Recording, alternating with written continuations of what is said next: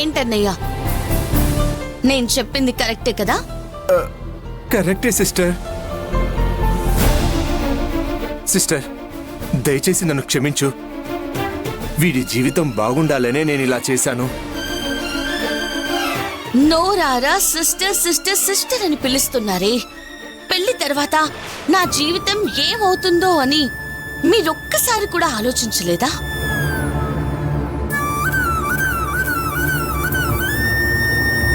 అసలు ఏమనుకుంటున్నాను మీరు?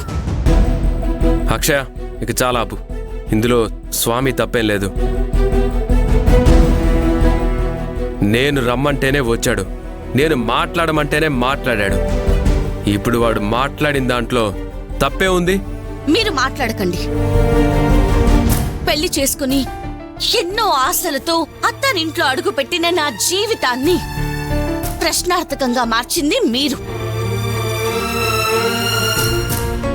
మీకతను నిజంగానే బెస్ట్ ఫ్రెండ్ అయ్యుంటే మీ కండిషన్ గురించి తెలిసిన రోజే ఇది తప్పు అని చెప్పి మీతో చెప్పుండేవారు.